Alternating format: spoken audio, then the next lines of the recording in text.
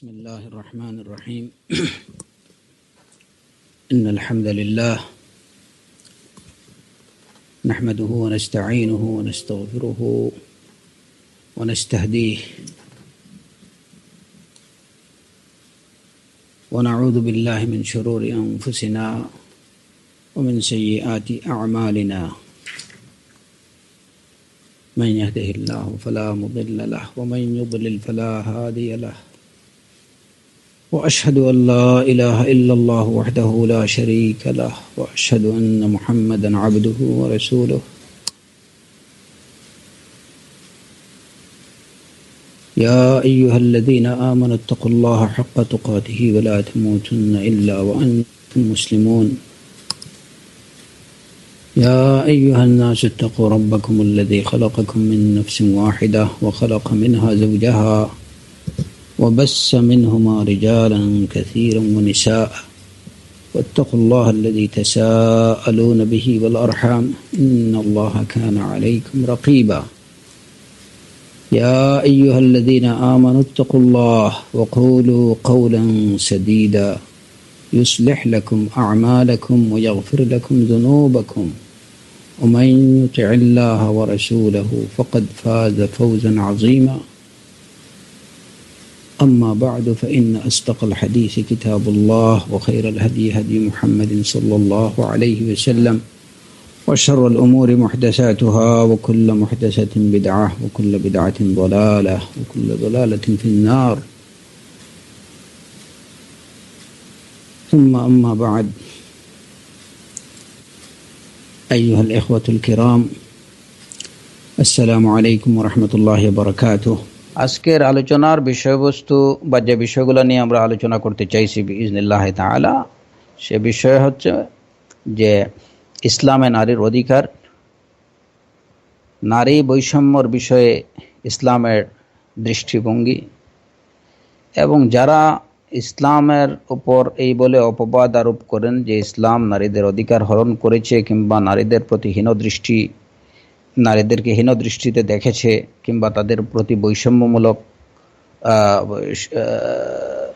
আচরণ করেছে, এই সব ভ্রান্ত অভিযোগগুলোর অপবাদগুলোর জবাব প্রথমত আমরা দেওয়ার চেষ্টা করব ইনশাআল্লাহ। এই বিষয়গুলো নিয়ে আলোচনা করব এবং আমি বলেছিলাম যে যেহেতু আমরা মুশকিলাতুন নিসা বিষয়ে সর্বশেষ যে আলোচনা হয়েছিল সেই আলোচনাতে আমরা উল্লেখ করেছিলাম কোরআনে কারীমের এই আয়াত ওয়াকারনা ফি বুয়ুতিকুন্না ওয়ালা তাবাররাজনা তাবাররুজাল জাহিলিয়াতিল উলা, যে তারা যেন তাদের গৃহে অবস্থান করেন এবং পূর্ববর্তী জাহিলিয়াতের মতো যেন তারা নিজেদেরকে প্রদর্শন না করেন।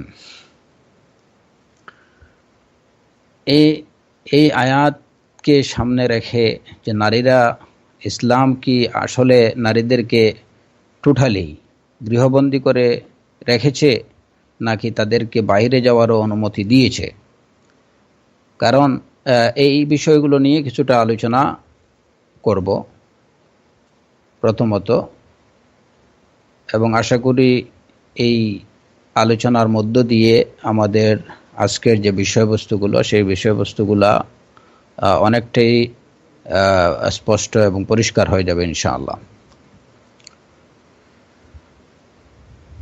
অনেকে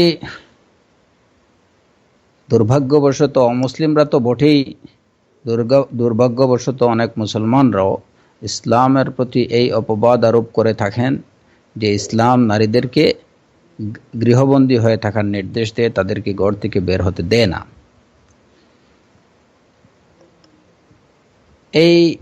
তাদের এই যে দাবি বা এই কথাটা সম্পূর্ণ একটা অপবাদ ছাড়া, মিথ্যা অপবাদ ছাড়া ইসলামের প্রতি আর কিছুই না। এটা একটা জঘন্য অপবাদ ইসলামের প্রতি, কারণ যে আয়াতে নারীদেরকে গৃহে অবস্থানের কথা বলা হয়েছে ওই আয়াতেই পরবর্তী অংশটুকুতে তাদেরকে যে নির্দেশ দেওয়া হয়েছে সেই নির্দেশটার প্রতি যদি ইনসাফের দৃষ্টিতে কেউ লক্ষ্য করে তাহলে সে দেখবে যে ওইখানেই আসলে তাদেরকে ঘর থেকে বের হওয়ার অনুমতি দেওয়া হয়েছে।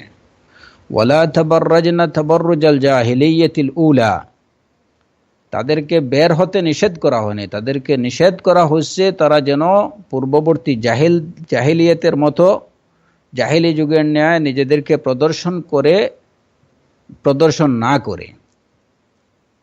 এখন যদি ঘর থেকেই বের হওয়ার অনুমতি না থাকতো তাহলে পরবর্তী এই নির্দেশের কোনো প্রয়োজন পড়তো না। কোরআনে কারীমের নির্দেশ হচ্ছে ওয়ালা তাবাররাজনা তাবাররুজাল জাহিলিয়াতিল উলা, তারা যেন পূর্ববর্তী জাহিলিয়াতি যুগের ন্যায় নিজেদেরকে প্রদর্শন না করে। তাহলে বোঝা যায় যে তারা ঘর থেকে বের হতে পারবে, কিন্তু ওই অবস্থায় বের হতে পারবে না। এবং কোরআনে কারীমের অন্য আয়াতে যেখানে আল্লাহ আযজা ওয়া জাল্লা বলেছেন ওয়ালা ইউবদিনা যিনাতাহুন্না ইল্লা মা যাহারা মিনহা, এই আয়াতও প্রমাণ করে যে ইসলাম নারীদেরকে প্রয়োজনে ঘর থেকে বের হওয়ার অনুমতি দিয়েছে। রেস্ট্রিকশন শুধু এইটুকুতে যে কিভাবে তারা বের হবে। এই আয়াতে বলা হয়েছে তারা পূর্ববর্তী জাহিলি সমাজের মতো যুগের ন্যায় যেন নিজেদেরকে প্রদর্শন না করে, ওইভাবে যেন তারা বের না হয়। এবং এই আয়াতে ওয়ালা ইউবদিনা যিনাতাহুন্না ইল্লা মা যাহারা মিনহা, তারা যেন তাদের সৌন্দর্য প্রকাশ না করে, তবে যেটুকু স্বভাবত বা স্বাভাবিকভাবে যেটুকু প্রকাশমান এইটুকু প্রদর্শন ছাড়া অন্য কোনো সৌন্দর্য প্রকাশ যেন তাদের না করে। তো এখানে যদি তাদের ঘর থেকে বের হওয়ার অনুমতি না থাকতো তাহলে এই নির্দেশের প্রয়োজন পড়তো না। তাহলে কোরআনে কারীমের আয়াত দ্বারাই এটা প্রমাণিত হয় যে নারীদের প্রয়োজনে নারীদের ঘর থেকে বের হওয়ার অনুমতি রয়েছে, কিন্তু সর্বাবস্থায় তারা জাহিলদের মতো জাহিলি সমাজের ন্যায় বের হতে পারবে না, কিংবা তারা নিজেদেরকে প্রদর্শন করে, নিজেদের সৌন্দর্য প্রদর্শন করে বেপর্দা বেহায়ার মতো তারা বের হতে পারবে না। ইসলামের নির্দেশ শুধু এইটুকু। ওয়াকারনা ফি বুয়ুতিকুন্না, তারা তাদের গৃহে অবস্থান করে, কারণ ইসলাম নারীদেরকে যে দায়িত্ব দিয়েছে তাদের সেই দায়িত্ব বা কর্মস্থলটা তাদের গৃহের মধ্যেই সীমাবদ্ধ, তাদের সেই দায়িত্বগুলো তাদের গৃহের মধ্যেই মূলত সীমাবদ্ধ। কিন্তু তারপরেও অন্যান্য প্রয়োজনে তাদের বের হতে হয় বা বের হওয়ার প্রয়োজন হতে পারে। সেই জায়গাতে তারা কিভাবে বের হবে এই নির্দেশনা ইসলাম দিয়েছে ওয়ালা তাবাররাজনা তাবাররুজাল জাহিলিয়াতিল উলা। সেই নির্দেশনাই দিয়েছে কোরআনে কারীম ওয়ালা ইউবদিনা যিনাতাহুন্না ইল্লা মা যাহারা মিনহা। যেহেতু আল্লাহ সুবহানাহু ওয়া তাআলা নারীদেরকে যে দায়িত্ব দিয়েছেন, দ্বীনে ইসলামে নারীদের যে দায়িত্ব দেয়া হয়েছে, তাদের সেই দায়িত্বগুলা তাদের গৃহকে কেন্দ্র করেই আবর্তিত হয়। সে কারণেই মূলত তাদের মূল অবস্থান স্থল হচ্ছে তাদের ঘর।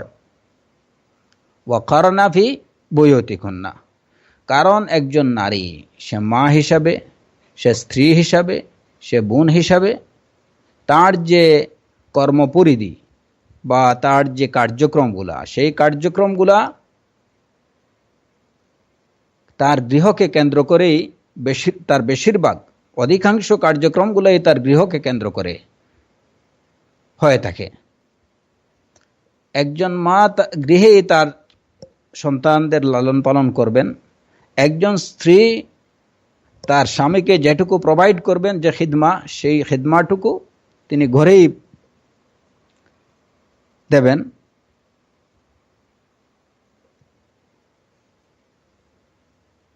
একজন বোন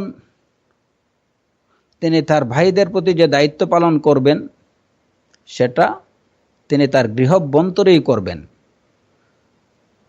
এটাই হচ্ছে তাদের মূল কর্মস্থল, এবং সেই কারণে কোরআনে কারীমের নির্দেশ হচ্ছে ওয়াকারনা ফি বুয়ুতিকুন্না।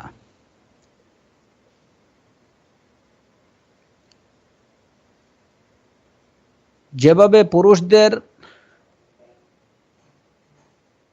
অধিকাংশ কর্মস্থল হচ্ছে বাহিরে, কিন্তু তাই বলে তো পুরুষদের প্রতি এরকম নির্দেশ দেওয়া হয়নি যে তোমরা যেহেতু তোমাদের কার্যক্রম বা তোমাদের কাজকর্মগুলো বেশিরভাগই বাইরে হয়ে থাকে, অতএব তোমরা ঘরে অবস্থান করতে পারবা না। এই নির্দেশ পুরুষদেরকে দেয়া হয়নি এই কারণ দেখিয়ে যে তাদের কর্মস্থল বা তাদের কাজকর্মগুলো বেশিরভাগই বাইরে হয়ে থাকে। ঠিক তেমনিভাবে নারীদের বেশিরভাগ কার্যক্রমগুলো তাদের গৃহাভ্যন্তরেই হয়ে থাকে। যদিও গৃহাভ্যন্তরেই তাদের বেশিরভাগ কার্যক্রমগুলো হয়ে থাকে, তাই বলে কোনো অবস্থাতেই তাদেরকে বাইরে যেতে নিষেধ করা হয়নি। যেভাবে পুরুষদেরকে কোনো অবস্থাতেই গৃহে অবস্থান থেকে নিষেধ করা হয়নি।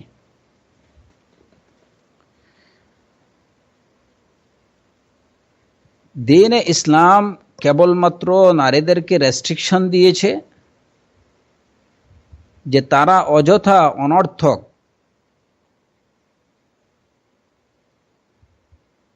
অপ্রয়োজনে তারা যেন বাইরে বের না হয়, নিজের কর্মস্থল ছেড়ে দিয়ে তারা যেন বাইরে না যায়।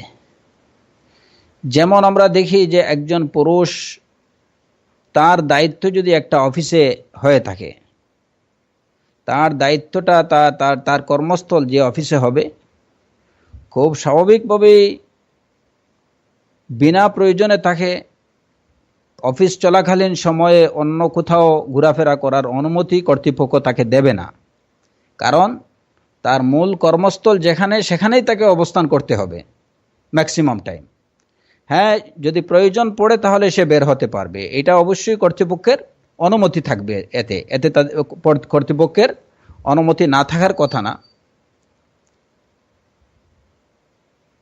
কিন্তু নিজের মূল কর্মস্থল ছেড়ে দিয়ে অযথা অনর্থক বাইরে ঘোরাফেরা, এইটা কোনো বিবেকবান মানুষ, একজন মানুষ অন্য মানুষের জন্য এটা সমর্থন করে না এবং করতে পারে না। ঠিক তেমনিভাবে আল্লাহ আজ্জা ওয়া জাল নারী এবং পুরুষদেরকে তাদের উপরে যে দায়িত্ব অর্পণ করেছেন, নারীদের প্রতি যে দায়িত্ব অর্পণ করেছেন, তাদের কর্মস্থল যে স্থান কেন্দ্রিক হয়ে থাকে, বিনা প্রয়োজনে ওই স্থান ত্যাগ করে বাইরে ঘোরাফেরা করাকে ইসলাম নিষেধ করছে। এবং এটাই হচ্ছে সম্পূর্ণ ন্যায় এবং যৌক্তিক সিদ্ধান্ত,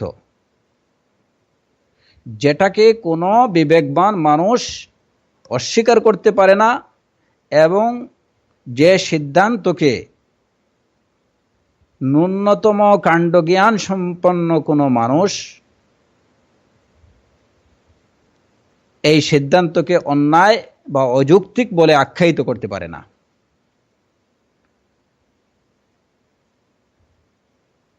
যদি ইসলাম নারীদেরকে এমন কিছু দায়িত্ব দিত, যে দায়িত্বগুলো সাধারণত পুরুষরা সম্পন্ন করে থাকেন, বা যে কাজগুলো সাধারণত পুরুষরা করে থাকেন,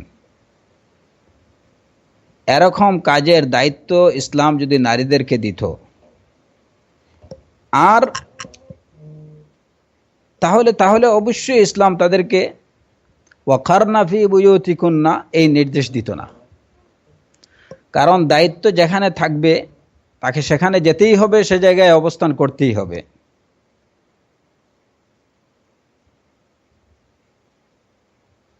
ইসলামের আদল বা জাস্টিস হচ্ছে এই জায়গাতেই যে যাকে যে স্থানে তার দায়িত্ব দিয়েছে তাকে ওই স্থানেই থাকার নির্দেশ দিয়েছে, কিন্তু সাথে সাথে কোনো প্রয়োজনে তাকে বাইরে বের হতে নিষেধ করেনি। প্রয়োজনে বের হওয়ার সময় তাকে কিভাবে বের হতে হবে যাতে করে তার সম্মান সম্ভ্রম রক্ষা পায়, তার ইজ্জত সম্মান রক্ষা পায়, সেই নির্দেশনা ইসলাম দিয়েছে। ওয়াকারনা ফি বুয়ুতিকুন্না ওয়ালা তাবাররাজনা তাবাররুজাল জাহিলিয়্যাতিল উলা ওয়ালা ইউবদিনা যিনাতাহুন্না ইল্লা মা যাহারা মিনহা। অতএব যারা বলেন যে ইসলাম নারীদেরকে ঘর থেকে বের হতে দেয় না, তাদের এই দাবি সম্পূর্ণ মিথ্যা দাবি, এবং এটা ইসলামের প্রতি একটা চরম অপবাদ ছাড়া আর কিছুই না। এবং একই সাথে যারা বলেন যে নারীদের ঘরে অবস্থান করার এই নির্দেশ, ইসলামের এই নির্দেশ, এটা হচ্ছে অন্যায় ও যৌক্তিক, তাদের এই কথাটা হচ্ছে সম্পূর্ণ বিবেকহীন, কাণ্ডজ্ঞানহীন কথা।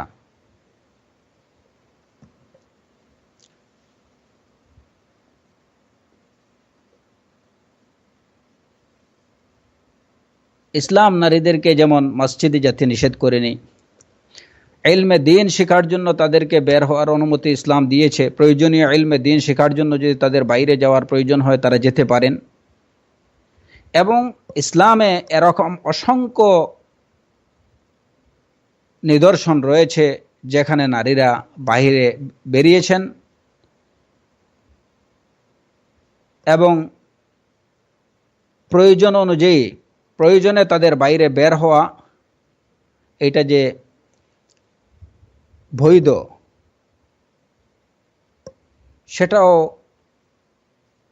সুন্নাহ দ্বারা প্রমাণিত। কোরআনে কারীমের এই আয়াতগুলো থেকে তো আমরা নির্দেশনা পেলাম যে নারীদের বাইরে বের হওয়ার অনুমতি রয়েছে, এবং সুন্নাহর মধ্যে এর অসংখ্য প্রমাণ রয়েছে যে রাসূলুল্লাহ সাল্লাল্লাহু আলাইহি ওয়াসাল্লামের যুগেও সাহাবিয়াতরা ঘর থেকে বের হয়েছেন, তারা বাইরে গেছেন, কিন্তু যখন তারা বাইরে বের হয়েছেন ইসলামের নির্দেশনা মেনেই তারা বের হয়েছেন, অযথা অনর্থক অপ্রয়োজনে তারা বের হননি। যেমন বর্তমান সময়ে আমাদের সমাজের মেয়েদের বা নারীদের যে একটা টেন্ডেন্সি তাদের মধ্যে, যে একটু অবসর বিভিন্ন শপিং মলে ঘুরে বেড়ানো, এই ধরনের এই যে অনর্থক অকাজে অপ্রয়োজনে এভাবে ঘুরে বেড়ানো, দেখা যাবে যে তারা হয়তো 5-6টা মার্কেট শপিং মল ঘুরছেন, 5-6টা মার্কেট ঘুরছেন, সব মিলিয়ে হয়তো মার্কেট করছেন 1000-5 টাকার, কিন্তু ওইটা হয়তো প্রয়োজনবশত একটা মার্কেট থেকে সেটা করা যেত। এইটা একটা বদ অভ্যাস, এই যে অনর্থক ঘুরে বেড়ানোর। তারপরে ছুটি পেয়েছেন অনেকে, ছুটি কাটানোর জন্য সি বিচে চলে গেছেন, কিংবা হানিমুনের জন্য চলে গেছেন সি বিচে। তো এই যে বেপর্দা, বেহায়া যে বিষয়গুলো, নির্লজ্জ বিষয়গুলো, এই বিষয়গুলোকে ইসলাম নিষেধ করছে যে একজন মুমিন, একজন মুমিনা নারী এরূপ করতে পারেন না। ওয়াকারনা ফি বুয়ুতিকুন্না, ওয়াকারনা ফি বুয়ুতিকুন্না, এটা এই নির্দেশটা প্রত্যেক মুমিন মুমিনা, প্রত্যেক মুমিনা নারীর জন্য, প্রত্যেক মুসলিমা নারীর জন্য, তিনি যেন তার গৃহে অবস্থান করেন।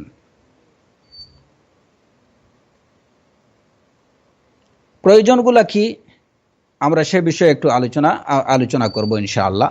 তবে প্রথমত এই বিষয়টা প্রত্যেক মুসলিমাকে বুঝতে হবে যে তার মূল কর্মস্থল, তার মূল অবস্থানস্থল হচ্ছে তার গৃহ। এমনকি রাসূলুল্লাহ সাল্লাল্লাহু আলাইহি ওয়াসাল্লাম সালাতের জন্য বলছেন যে তার জন্য সবচেয়ে উত্তম স্থান হচ্ছে তার গৃহ। তবে হ্যাঁ, যে 3টা জায়গায় সালাত আদায় করলে অধিক সওয়াব লাভ করা যায়, সওয়াব পাওয়া যায়, মসজিদুল হারাম,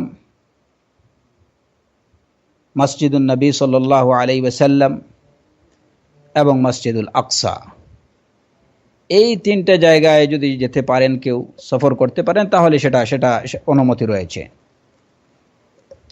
নতুবা একজন নারীর জন্য, তার জন্য সবচেয়ে উত্তম স্থান হচ্ছে, সালাতের জন্য তার জন্য সবচেয়ে উত্তম স্থান হলো তার গৃহ। এমনকি রাসূলুল্লাহ সাল্লাল্লাহু আলাইহি ওয়াসাল্লাম যে মহিলা সাহাবী রাসূলুল্লাহ সাল্লাল্লাহু আলাইহি ওয়াসাল্লামের সাথে সালাত আদায়ের আগ্রহ প্রকাশ করেছিলেন, তাকেও তিনি বলেছেন যে আমার সাথে সালাত আদায়ের থেকে তোমার গৃহাভ্যন্তরে সালাত আদায় করা তোমার জন্য উত্তম। তো তো এই বিষয়টা প্রত্যেক মুসলিমাকে অবশ্যই মনে রাখতে হবে যে তার মূল অবস্থান স্থল হচ্ছে তার গৃহ। যে যে প্রয়োজনের কারণে বের হওয়ার অনুমতি ইসলাম দিয়েছে, কেবল সেই প্রয়োজনগুলোতেই সে বের হবে।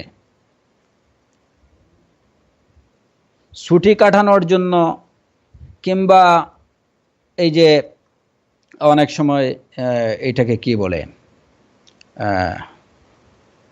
হানিমুন কিংবা মধুচন্দ্রিমা উদযাপনের জন্য বিভিন্ন খোলামেলা জায়গায় যেখানে অশ্লীলতা, নোংরামি, কদর্য চলছে, ওই সমস্ত এলাকায় যাওয়া, এটা অবশ্যই কোনো মুসলিমার উচিত না। এবং কোনো মুসলিমের উচিত না যে তার স্ত্রীকে ওই সমস্ত জায়গায় নিয়ে যাওয়া কিংবা যাওয়ার পারমিশন দেওয়া। আপনি যদি চান যে ছুটি উদযাপন করতে চান, আপনার সামর্থ্য থাকে, আপনি হাজ কিংবা উমরার সফরে যান। আপনি ছুটি কাটাতে চান, তাহলে এমন স্থানে যান আপনার স্ত্রীকে নিয়ে যেখানে আপনি একটা ইসলামী পরিবেশ পাবেন, একটা ইসলামী এনভায়রনমেন্টে গিয়ে আপনি ঘুরে আসেন। কিন্তু অনেক মুসলমান পুরুষ আছেন যারা হয়তো জেনে অথবা না জেনে, না বুঝে এরকম কাজ করে থাকেন যে বিয়ের পরে কিংবা এমনিতেই যে কোনো ছুটি বা অবকাশকালীন সময়ে অশ্লীল এবং নোংরা জায়গাগুলোতে চলে যান, ওইখানে গিয়ে ছুটি উদযাপন করেন। কিন্তু তারা হয়তো নিজেরাই বুঝতে পারেন না যে এই কাজের দ্বারা তারা নিজেরা নিজের পায়েই কূপ মারছেন। কারণ হে মুসলিম, আপনি আপনার স্ত্রীকে নিয়ে এমন একটা জায়গায় গেলেন যেখানে অসংখ্য নানা রকমের নোংরামি, অশ্লীলতা, বেহায়াপনা চলছে। শয়তান তো পিছনে আছেই। আপনি জানেন না যে কখন আপনার স্ত্রীর মনে হয়তো কোন ধরনের একটা অশ্লীলতা তার মনের মধ্যে স্থান করে নেবে,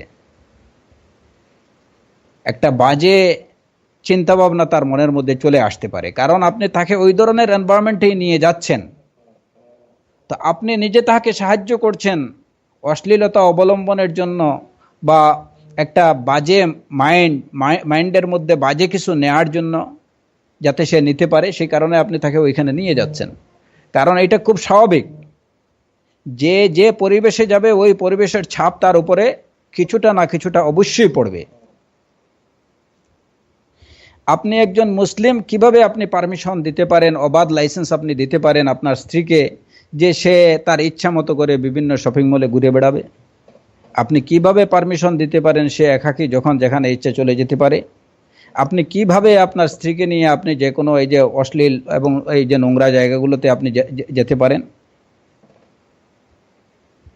এই সব কাজগুলো যারা করে থাকেন, এদের পরিবারে এই ফ্যামিলি বিপর্যয়, পারিবারিক বিপর্যয় এই সমস্ত লোকদের মধ্যেই হয়। এই সমস্ত লোকদেরকে এই পারিবারিক বিপর্যয়ের মধ্যে পড়তে হয়। হয়তো কারো খুব তাড়াতাড়ি, কারো হয়তো একটু সময় লাগে। আর শরিয়াতের দৃষ্টিতে এই সমস্ত লোকগুলো হচ্ছে দায়ুস। দায়ুস কাকে বলে? আল্লাযী ইউকিরুল খুবস ফি আহলিহি, যে লোকটা তার পরিবারে অশ্লীলতাকে প্রশ্রয় দেয়। যে ব্যক্তি তার পরিবারে অশ্লীলতাকে প্রশ্রয় দেয় সেই হচ্ছে দায়ুস।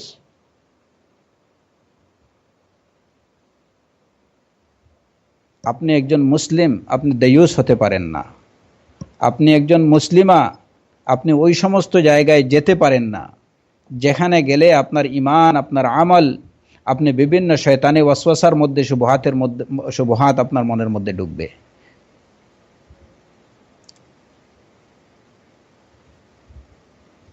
মুমিনদের অন্যতম বৈশিষ্ট্য হচ্ছে যে তারা আনিল লাগবি মুরিদুন, অনর্থক কাজ থেকে, অনর্থক বিষয় থেকে তারা মুখ ফিরিয়ে রাখেন।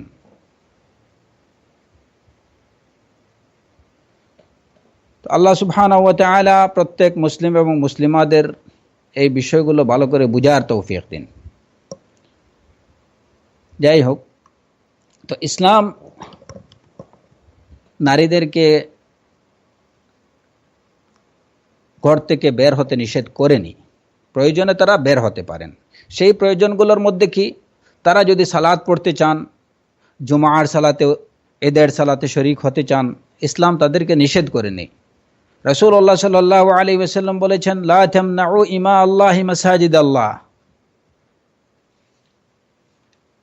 লা তামনাউ ইমা আল্লাহি মাসাজিদ আল্লাহ, আল্লাহর বান্দীদেরকে আল্লাহর মসজিদ থেকে বারণ করো না।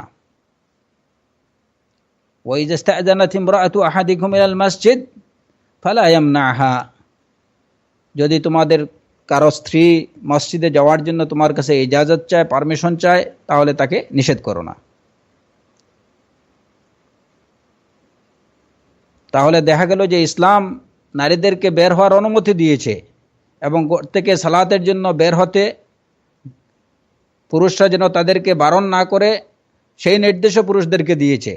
লা তামনাউ ইমা আল্লাহি মাসাজিদ আল্লাহ ওয়া ইযা ইসতা'যানাত ইমরাআতু আহাদিকুম ইলাল মসজিদ ফালা ইয়ামনাহা, লা তামনাউ নিসাআকুমুল মাসাজিদ ওয়া বুয়ুতুহুন্না খায়রুল লাহুন্না। এটাও সাথে সাথে জানিয়ে দিয়েছে যে তাদেরকে নিষেধ করো না, মসজিদ যেতে চাইলে তাদেরকে নিষেধ করো না, তবে তাদের ঘরটাই হচ্ছে তাদের জন্য সবচেয়ে উত্তম।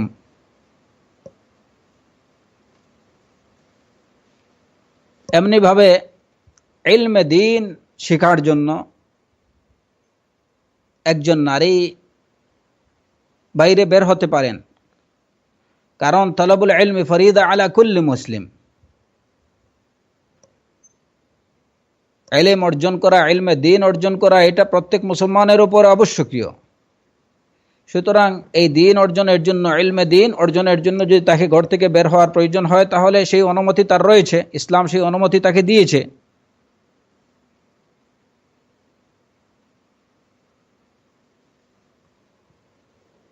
সে দ্বীন শেখার জন্য বের হতে পারে।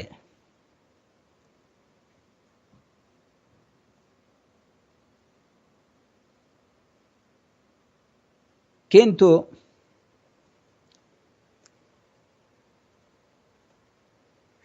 অন্যান্য সাধারণ জ্ঞান অর্জনের জন্য, ডাক্তারি, ইঞ্জিনিয়ারি, এই সমস্ত পড়ার জন্য একজন একটা মেয়েকে বাইরে পাঠিয়ে দেয়া, কিংবা এক শহর থেকে অন্য শহরে কোনো মাহরাম ছাড়া রেখে দেয়া, ফ্রি মিক্সিং এনভায়রনমেন্টে তাকে পড়ার ব্যবস্থা করে দেয়া, এইটা কোনোভাবেই ইসলাম অনুমোদন করে না। কারণ ইসলাম ইসলামের উদ্দেশ্য হচ্ছে মানুষের সম্মান রক্ষা করা, তার জান মালের নিরাপত্তা বিধান করা,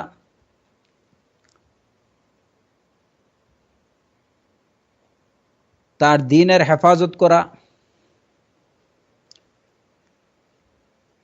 ইসলামের নির্দেশনার উদ্দেশ্য হচ্ছে এগুলো, শরীয়তের উদ্দেশ্য হচ্ছে এগুলো।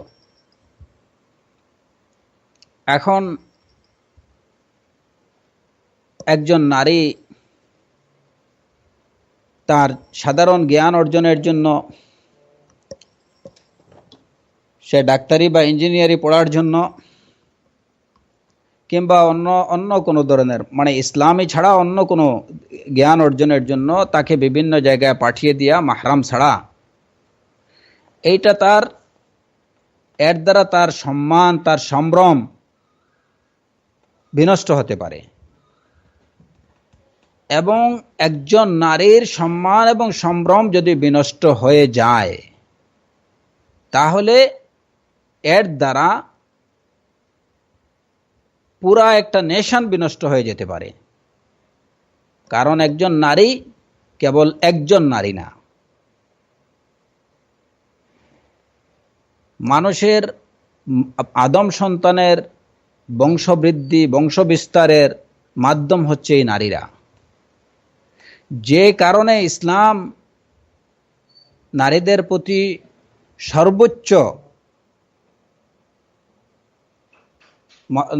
প্রতি সবচেয়ে বেশি সতর্কতামূলক দৃষ্টিভঙ্গিতে দেখেছে, যাতে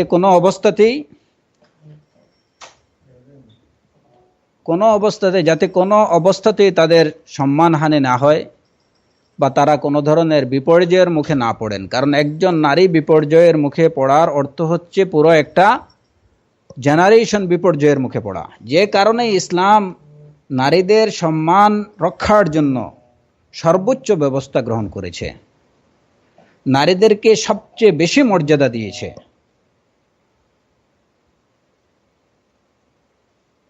অথচ দুর্ভাগ্যবশত আজকে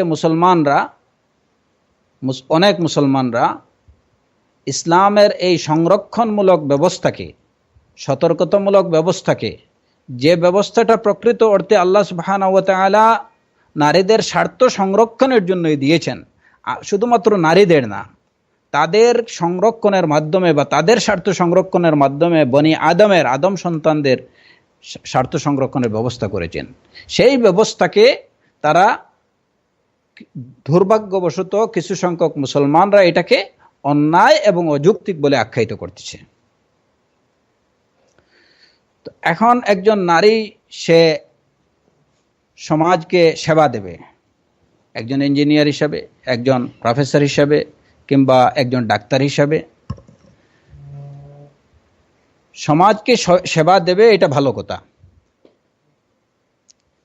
কিন্তু তাই বলে সে নিজের সম্ভ্রম, নিজের সম্মানকে বিসর্জন দিয়ে সমাজের সেবা করার কোনো অনুমতি ইসলাম তাকে দেয়নি।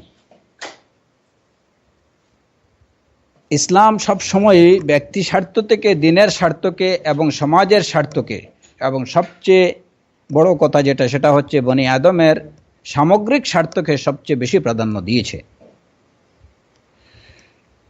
অতএব কোনোভাবেই একজন নারী সে তার সাধারণ জ্ঞান অর্জনের জন্য নিজের মান, সম্মান, ইজ্জত ভুলুণ্ঠিত হোক, এইগুলো বিনষ্ট হোক, এবং এই বিনষ্টের দ্বারা একটা জেনারেশন তৈরি হোক, এটা কোনোভাবেই ইসলাম অনুমোদন করতে পারে না। তাই এই কারণে দ্বীনে ইসলামের মধ্যে একজন নারী কেবলমাত্র দ্বীনি প্রয়োজনীয় জ্ঞান অর্জনের জন্য সে বাইরে বের হতে পারে, এবং সেই বাইরে বের হওয়াটাও হতে হবে তাকে ইসলামের নির্দেশনা অনুযায়ী। এখানে খুব স্পষ্টভাবে আমাদের একটা বিষয় জানতে হবে যে ইলমে দ্বীন অর্জনের জন্য কেউ বের হবেন, তাই বলে তাকে যেভাবে ইচ্ছা সেভাবে তিনি বের হয়ে যাবেন, এই অনুমতিও ইসলাম দেয়নি। অবশ্যই এই ক্ষেত্রেও তাকে ওয়ালা ইউবদিনা জিনাতাহুন্না ইল্লা মা যাহারা মিনহা, কোরআনে কারীমের এই নির্দেশকে অনুসরণ করতে হবে। তাকে কোরআনে কারীমের এই নির্দেশ অনুসরণ করতে হবে, ওয়ালা তাবাররাজনা তাবাররুজাল জাহিলিয়াতিল উলা, এই দুইটা নির্দেশকে অনুসরণ করেই তাকে ঘর থেকে বের হতে হবে, যদিও সে ইলমে দ্বীন অর্জন করতে চায়। এবং এরই সাথে সাথে একজন নারী যদি তলবে ইলমের জন্য, ইলমে দ্বীন অর্জনের জন্য সফর করতে চায়, তাহলে অবশ্যই তার সাথে মাহরাম থাকতে হবে। তো যেখানে আমাদের কথা হচ্ছে যে যেখানে ইলমে দ্বীন অর্জনের জন্য যদি একজন নারী সফর করতে চায়, তাহলে সেই ক্ষেত্রেও তার সাথে একজন মাহরাম থাকা আবশ্যক। এমনকি দ্বীনে ইসলামের মধ্যে একজন নারী যদি হজে যেতে চায়, হজ করতে চায়, তার যদি পরিপূর্ণ সক্ষমতা, শারীরিক সক্ষমতা, আর্থিক সক্ষমতা থাকে, কিন্তু কোনো মাহরামের উপস্থিতি যদি না থাকে, কোনো মাহরাম যদি সে না পায়, তাহলে এই ক্ষেত্রে ইসলাম তার উপরে হজ ওয়াজিব, আবশ্যকীয় বলে গণ্য করেনি। একজন নারীর জন্য হজ তখনই আবশ্যকীয় হবে, ফরজ হবে, যখন তার শারীরিক সক্ষমতা, তার আর্থিক সক্ষমতার সাথে সাথে সে সফরের জন্য তার সাথে তার সঙ্গী হিসাবে একজন মাহরামকে পাবে, তখনই তার উপর হজ ফরজ হবে। অথচ এই হজ হলো দ্বীনে ইসলামের অন্যতম একটা রুকন।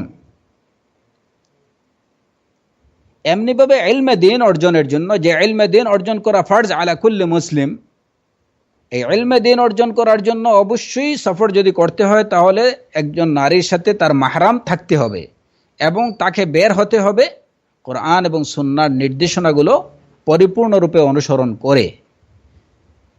এখানে কোনোভাবেই ইলমে দ্বীন অর্জনের দোহাই দিয়ে কোনো ধরনের শরিয়তের হিজাবের যে নির্দেশগুলো বা বাইরে বের হওয়ার যে নির্দেশনাগুলো, সেই নির্দেশনাগুলোকে কোনোভাবেই উপেক্ষা করা যাবে না। যেমন অনেকে বর্তমানে এই যে বিভিন্ন ইসলামিক কনফারেন্সে অংশগ্রহণের জন্য অনেক নারীরা, কিংবা দিনী কথাবার্তা শোনার জন্য অনেক নারীরা ফ্রি মিক্সিং এনভায়রনমেন্টে চলে আসেন, যেখানে একদিকে পুরুষরা এবং একদিকে মহিলারা বসে আছে, বিভিন্ন কোয়েশ্চন আনসার পর্ব চলতেছে, নারীরাও কোয়েশ্চন করতেছেন, পুরুষরাও করতেছেন। এইটা কোনোভাবেই ইসলামে অনুমোদিত না। যদিও এটা ইসলামী একটা কি জ্ঞান অর্জনের একটা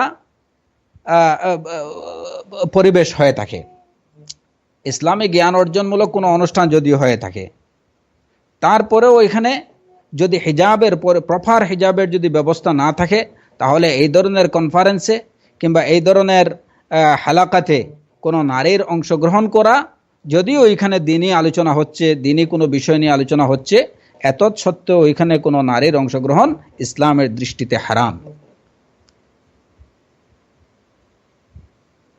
এখন এটা খুবই দুঃখজনক বিষয় যে অনেক জায়গাতেই দেখা যায় কোরআন এবং সহিহ সুন্নাহর দাওয়াতের নামে বিভিন্ন টপিকের উপরে বেশ কম্প্রিহেন্সিভ আলোচনা হচ্ছে এবং ওইখানে যে ব্যবস্থাগুলো করা হচ্ছে, নারী এবং পুরুষদেরা ওইখানে তাদের প্রপার হিজাব মেনটেন করা তাদের পক্ষে সম্ভব হচ্ছে না।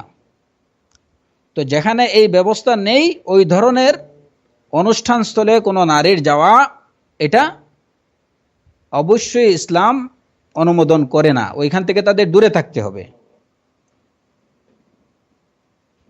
তো এই জায়গার দিকে আমরা যদি এখানে তাকাই, এই বিষয়গুলোর প্রতি যদি আমরা তাকাই, তাহলে দেখা যায় যে তলবুল ইলম, যে ইলমে দ্বীন অর্জন করা, তলব করা যেটা ফরজ, সেই ইলমে দ্বীন অর্জনের জন্য যদি আমার প্রপার এনভায়রনমেন্ট না পাই, উপযুক্ত পরিবেশ, শরিয়াসম্মত পরিবেশ যদি আমি না পাই, তাহলে এই ক্ষেত্রে আমাকে কি করতে হবে? তাই বলে কি আমি দ্বীন অর্জনে, ইলমে দ্বীন অর্জনের জন্য একজন নারী তার সম্মান, সম্ভ্রম সবকিছু ভুলুণ্ঠিত করে দেবে? অবশ্যই না। তো যেখানে ইলমে দ্বীন অর্জনের ক্ষেত্রেও এই বিষয়গুলোর প্রতি পুরোপুরি খেয়াল রাখতে হয়, সেই জায়গায় যে সাধারণ বা জেনারেল এডুকেশন, যেগুলো এডুকেশনের জন্য একজন নারী কিভাবে তার মাহরাম ব্যতীত যেতে পারে, কিভাবে সে ফ্রি মিক্সিং এনভায়রনমেন্টে সে লেখাপড়া করার অনুমতি পেতে পারে, আল্লাহুল মুস্তাআন। এইগুলা আর যাই হোক, কোনো মুসলিম সমাজের জন্য এটা কোনো কল্যাণ বয়ে আনবে না। যদিও বাহ্যিকভাবে আমরা দেখি হয়তো যে আমাদের দেশে প্রত্যেক বছর অনেক নারী ডাক্তার, অনেক নারী ইঞ্জিনিয়ার, অনেক নারী সায়েন্টিস্ট বা বিভিন্ন সাবজেক্ট নিয়ে তারা ডিগ্রি নিয়ে বের হচ্ছেন এবং সমাজ বিনির্মাণে বা ডিজিটাল দেশ গঠনে তারা বেশ ভূমিকা পালন করতেছেন। এইটা হচ্ছে আমরা এটা একটা টেম্পোরারি বা সাময়িক একটা বেনিফিট দেখতে পাচ্ছি, কিন্তু প্রকৃত অর্থে এইটা কি একটা দেশ এবং সমাজ বিনির্মাণের পক্ষে এরা ভূমিকা রাখছে, না একটা সমাজের ধ্বংস তারা ত্বরান্বিত করছে? যদি ইনসাফের দৃষ্টিতে আমরা দেখি এবং আমরা সূক্ষ্ম দৃষ্টিতে যদি ওই বিষয়গুলো দেখি, তাহলে দেখা যাবে যে একজন নারী যে ফ্রি মিক্সিং এনভায়রনমেন্টে লেখাপড়া করছে, দ্বীনের সাথে সম্পর্ক ছিন্ন করে যে সাধারণ জ্ঞান অর্জনে নিজেকে মনোনিবেশ করছে, এ ধরনের একজন নারী, সে হয়তো ডিগ্রি নেওয়ার পরে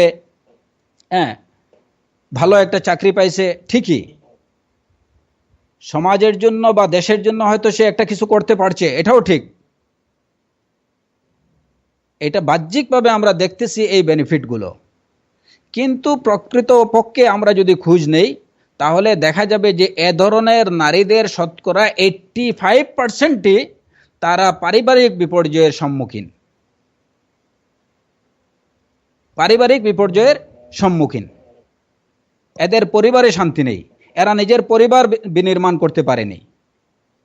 কারণ যে নারী সারা জীবন ছুটা খেয়ে তার অভ্যাস হয়ে গেছে, সে তখন তার ফ্যামিলি, তার তার তার স্বামী সন্তানদের প্রতি কনসেন্ট্রেট করা, এটা তার জন্য প্রায় অসম্ভব হয়ে দাঁড়িয়েছে। দেখা যায় যে একজন নারী যখন সে তার ফ্রিমিক্সিং একটা অফিসে চলে যায়, তখন সে রিল্যাক্স মুডে তাকে দেখা যায়। যখন সে বাসায় ফেরে, তখনই দেখা যায় সে বিষণ্ণতায় ভুগছে। তো মূল বুনিয়াদ যেখান থেকে একটা সমাজ তৈরি হবে, যেখান থেকে একটা নেশন তৈরি হবে, ওই জায়গাতেই একজন নারী দেখা যায় যে সে মানসিকভাবে বিপর্যস্ত, সে বিষণ্ণ, ওইখানে সে কিছু দিতে পারতেছে না, ওইখানে সে কিছু প্রোভাইড করতে পারতেছে না। আর আমরা বাহ্যিকভাবে দেখতেছি যে ওই নারী দেশের জন্য, সমাজের জন্য বা অনেক কিছু করতেছে। তো আপনার যদি বেস, ফাউন্ডেশন যদি ঠিক না থাকে, তাহলে আগাছাগুলোকে অত্যন্ত সুন্দর করে বা ডালপালাগুলোকে সুন্দর করা এটা অর্থহীন, অনর্থক। এটা যে কোনো সময় ভেঙে পড়বে, এটা খুবই স্বাভাবিক। কিন্তু একটা দেশ বা একটা জাতি গঠনের মূল ভিত্তি যেটা হচ্ছে একটা পরিবার, সেই পরিবারের ভিত যদি শক্ত না হয়, মজবুত না হয়, এবং ওইটা যদি সুশান্ত এবং সুশৃঙ্খল না হয়, তাহলে বাহ্যিকভাবে অন্যান্য এর ব্রাঞ্চেসগুলোকে যতই বিউটিফাই করা হোক না কেন, এটা কোনো কাজ দেবে না, কারণ এর ভিত নড়বড়ে। অতএব আমরা বিরোধিতা করছি না যে নারীরা তারা জেনারেল এডুকেশন এটা অর্জন করতে পারবে না, অবশ্যই না, প্রয়োজনে তারা সেগুলো করবেন, কিন্তু নিজের ফাউন্ডেশন ঠিক রেখে করতে হবে। একজন নারীকে বুঝতে হবে যে আমার মূল আবাসস্থল, মূল অবস্থানস্থল এবং আমার মূল কর্মস্থল হচ্ছে আমার ঘর। ওয়াকারনা ফি বুয়ুতিকুন্না, কোরআনে কারীমের এই নির্দেশ। এইটাকে বাদ দিয়ে আমি কিছু করতে পারবো না। মূল দায়িত্ব আদায় করার পরে যদি আমি কিছু করতে পারি, তাহলে সেটা হবে আমার জন্য নাফিলা, এবং সেটার জন্য অবশ্যই তিনি হবেন মাজুর, যদি সেটা করতে পারেন ইসলামের নির্দেশনা অনুযায়ী। তো ইলমে দ্বীন অর্জনের জন্য একজন নারী প্রয়োজনে শরীয়তের নির্দেশনাগুলো মেনে চলে তিনি বাইরে বের হতে পারেন।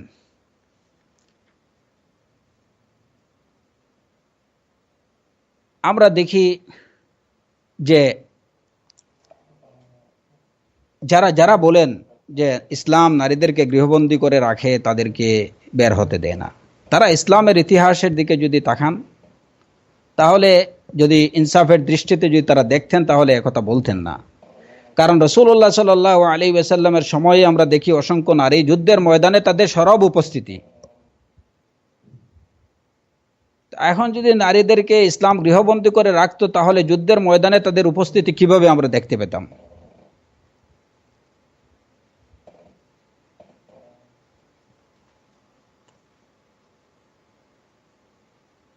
অসংখ্য নারী রাসূলুল্লাহ সাল্লাল্লাহু আলাইহি ওয়াসাল্লামের সময়ও অনেক মহিলা সাহাবিয়া রাদিয়াল্লাহু আনহুন্না, তারা রাসূলুল্লাহ সাল্লাল্লাহু আলাইহি ওয়াসাল্লামের সাথে জিহাদের ময়দানে অংশগ্রহণ করেছেন, এবং সেখানে তারা আহত, যুদ্ধাহত সাহাবীদের খেদমত করেছেন, তাদেরকে প্রয়োজনীয় চিকিৎসা সেবা দিয়েছেন, তাদেরকে প্রয়োজনীয় খাবার, রসদ, এইগুলার যোগান তারা দিয়েছেন। এবং সেটা কিন্তু ঘরে বসে করেননি, সেটা করছেন তারা যুদ্ধের ময়দানে থেকেই।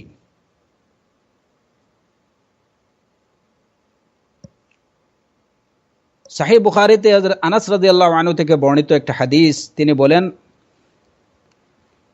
লাকাদ রাআইতু আয়েশাতা বিনতি আবি বকর ওয়া উম্মু সুলাইমিন লাকাদ রাআইতু আয়েশা বিনতি আবি বকর ওয়া উম্মু সুলাইমিন আও সালিমিন ওয়া আন্নাহুমা লা মুশাম্মিরাতানি আরা খাদামা সুকিহিমা তুনকিলানিল কিরাবা আলা মুতুনিহিমা সুম্মা তুফরিগানিহি ফি আফওয়াহিল কওম সুম্মা তারজিআনি।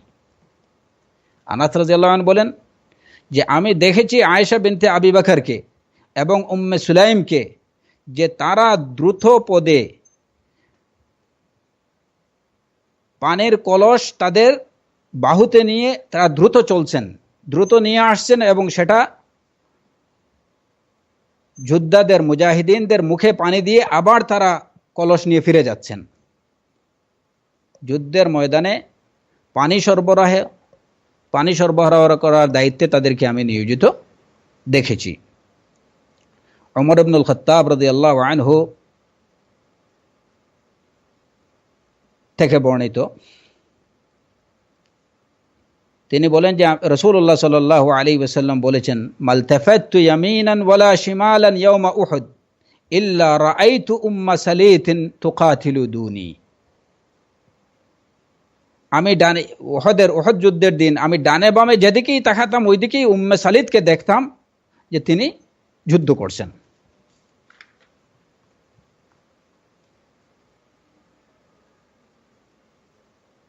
হুনাইন যুদ্ধের সময় রাসূলুল্লাহ সাল্লাল্লাহু আলাইহি ওয়াসাল্লাম দেখলেন যে উম্মে সুলাইম তার হাতে একটা তলোয়ার রয়েছে, তলোয়ার।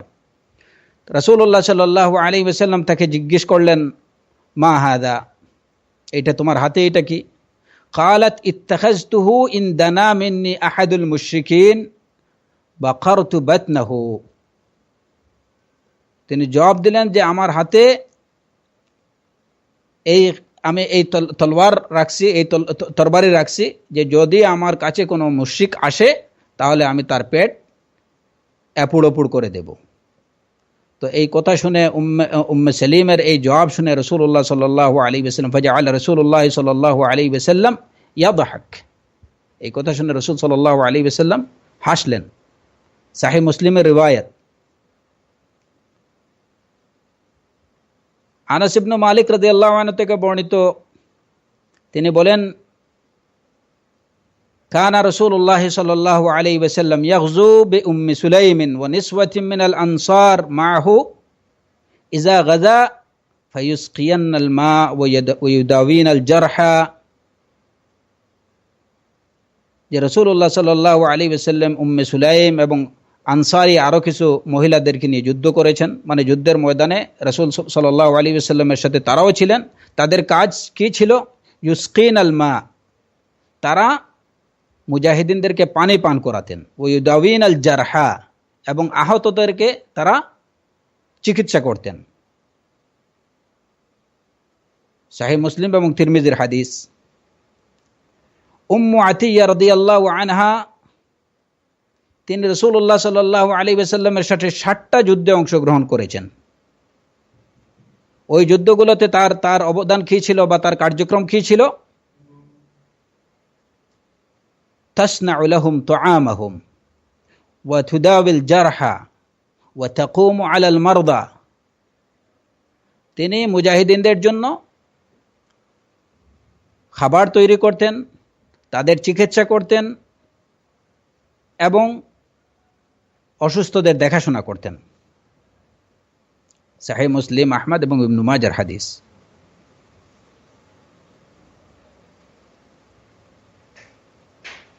সাফিয়া বিনতে আব্দুল মুত্তালিব রাদিয়াল্লাহু আনহা, এক যুদ্ধে তিনি মুসলমানদের গৃহপ্রহরার দায়িত্বে ছিলেন। ওই সময় এক ইহুদি খান্দকের যুদ্ধের সময় এক ইহুদি মুসলমানের ঘরে ঢুকে পড়ার চেষ্টা করলে তিনি তাকে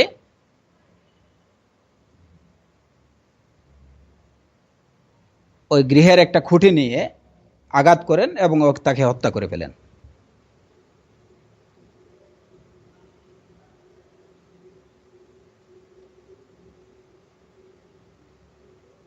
রাসূলুল্লাহ সাল্লাল্লাহু আলাইহি ওয়াসাল্লাম যখন যুদ্ধে বের হওয়ার ইচ্ছে করতেন তখন তিনি লটারি করতেন, তার সাথে উম্মাহাতুল মুমিনিনদের তার স্ত্রীদের কাকে সাথে নিয়ে যাবেন, তার জন্য তিনি লটারি করতেন। লটারিতে যার নাম উঠত তিনি তাকে নিয়ে বের হতেন। সহিহ বুখারীর হাদিস।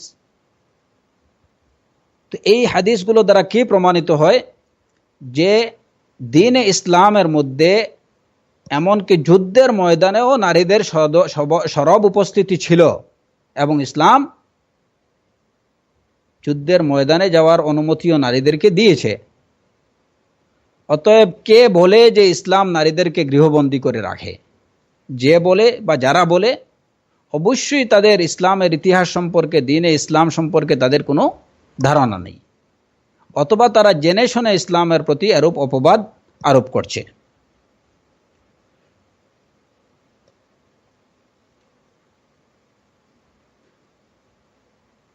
রুবাই বিনতে মুআউযিজ রাদিয়াল্লাহু আনহা তিনি বলেন, কুন্না মা'আন নবী সাল্লাল্লাহু আলাইহি ওয়াসাল্লাম নুসকি ওয়া নুদাবিল জারহা ওয়া নারুদ্দুল কাতলা ইলাল মদিনা। যে যুদ্ধের ময়দানে আমরা মুজাহিদিনদেরকে পানি পান করাতাম, তাদের চিকিৎসা করতাম, এবং যারা শহীদ হতেন যারা, তাদেরকে আমরা মদিনাতে পাঠাতাম।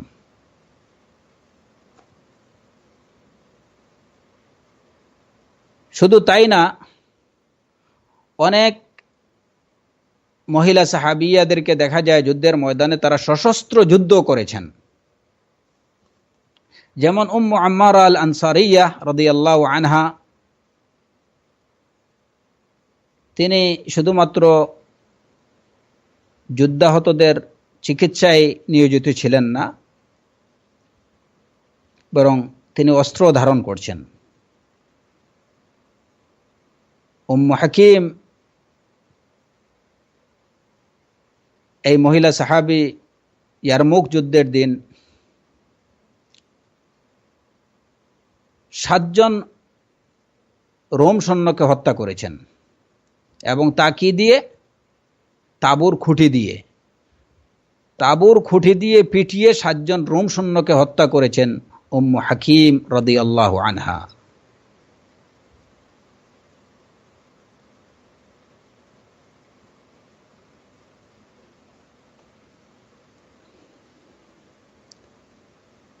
তো এতৎ সত্ত্বেও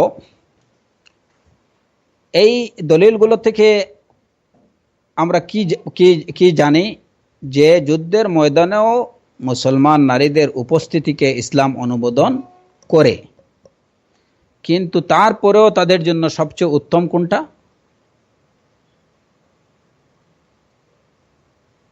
এই বিষয়টা আমরা জানি সহিহ বুখারীর হাদিস থেকে, যখন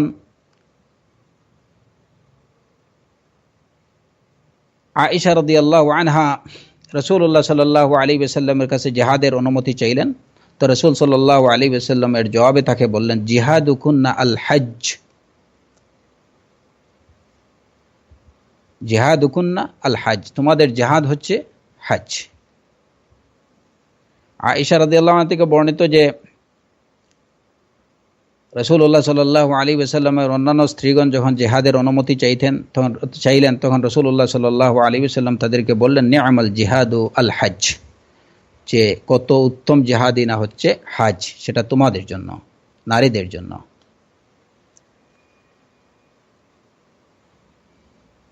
নারীদের জন্য এই যে জিহাদের ময়দানে বা জিহাদ উপস্থিতি, জিহাদ করা, এটা কখন? যদি রাসূল সাল্লাল্লাহু আলাইহি সাল্লামের এই হাদিস থেকে যে নি'মাল জিহাদ আল হজ, অথবা জিহাদুকুন্না আল হজ, তোমাদের জিহাদ হচ্ছে হজ, তো এই হাদিস দ্বারা জানা যায় যে জিহাদ থেকে তাদের জন্য উত্তম হচ্ছে হজ, বা নারীদের জন্য হজ করাটাই হচ্ছে জিহাদের সমতুল্য।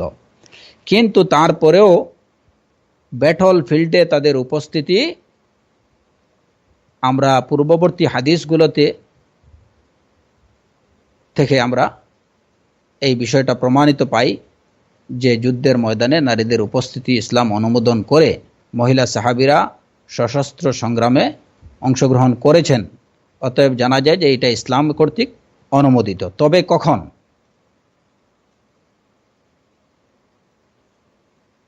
কখন নারীরা জিহাদের ময়দানে যেতে পারে? যখন শত্রুপক্ষ মুসলমানদের দেশ আক্রমণ করবে, এবং যখন পুরুষদের কেবল পুরুষরাই তাদেরকে প্রতিহত করার জন্য যথেষ্ট হবে না। এই অবস্থায় মানে যখন শত্রুপক্ষ মুসলমানদের দেশ আক্রমণ করবে এবং কেবল পুরুষদের দ্বারা শত্রুপক্ষকে প্রতিহত করা সম্ভব হবে না, কিংবা শত্রুপক্ষকে প্রতিহত করার জন্য পুরুষরা যথেষ্ট হবেন না, এই অবস্থায় নারীদের জন্য জিহাদের ময়দানে উপস্থিত হওয়া, তাদের জন্য জিহাদ করা ইসলাম অনুমোদিত।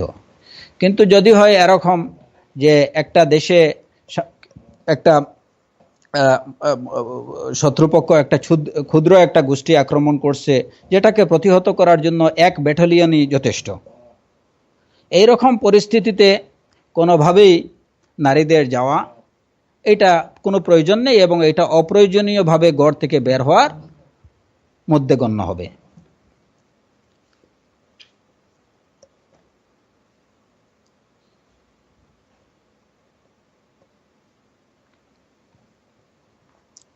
এমনিভাবে একজন নারী ঘর থেকে বের হতে পারে তার প্রয়োজনীয় কেনাকাটার জন্য। যদি তার ঘরে খাবার না থাকে, প্রয়োজনীয় কিছু প্রয়োজন হয়, তাহলে সে অবশ্যই বের হতে পারেন। কিন্তু বের হওয়ার সময় তাকে অবশ্যই কোরআন এবং সুন্নাহর নির্দেশনাগুলো মেনে বের হতে হবে। একাকী ড্রাইভারকে নিয়ে বের হয়ে যাওয়া কিংবা ঘরের কাজের ছেলেকে নিয়ে বের হয়ে যাওয়া, এটা কোনোভাবেই ইসলাম অনুমোদন করে না। প্রথমত, যদি বিশেষ প্রয়োজনে ঘরের খরচপাতি কেনার জন্য যদি ঘরে খাবার খরচ না থাকে, তাহলে এই অবস্থায় একজন মহিলা ঘর থেকে বের হতে পারেন প্রয়োজনীয় কেনাকাটার জন্য।